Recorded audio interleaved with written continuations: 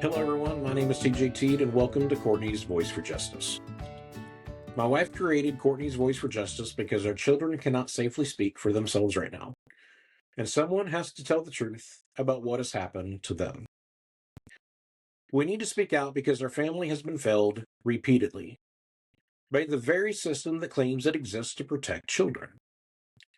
My stepson disclosed that his father abused him, and that disclosure is supported by records and reports.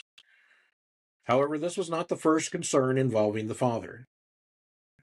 There are also allegations against the father involving another child from a relationship he was in.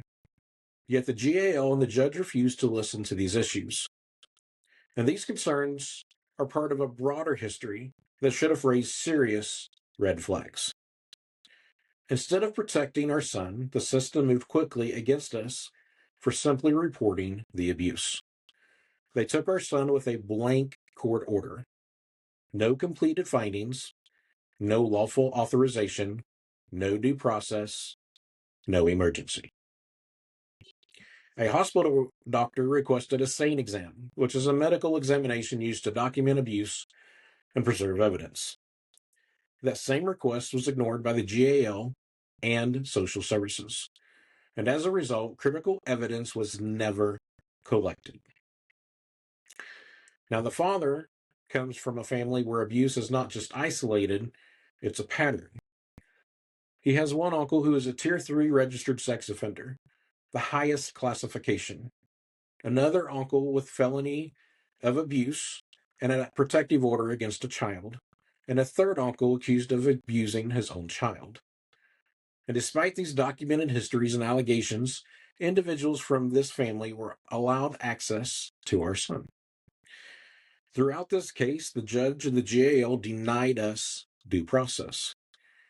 Every attempt to introduce evidence, medical records, witness testimony, and contextual history was blocked or shut down.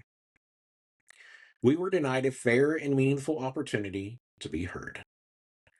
And the harm did not stop with our son. On November 25th, 2025, the GAL and two other attorneys aggressively questioned and intimidated our 17-year-old daughter while on the stand, focusing on her mental health and telling her she was not safe. What makes this even more serious is the context. At the time of the hearing, our daughter was grieving the death of her mother and traumatized by the sudden removal of her brother from our home. She was already vulnerable, she was already in pain, and simply testifying of what she heard her brother disclose. And less than 2 weeks later, on December 4th, our daughter attempted to take her own life. Now, we are not speculating, we are stating a timeline. We are stating the impact. For simply questioning the fairness of this case, the judge threatened to have me arrested, and the GAL has threatened to take our family down. Sounds like retaliation and intimidation at its best. This is what happens, folks, when systems forget they are dealing with children, not case numbers. And this is not an isolated mistake. This, my friends, is a rigged system.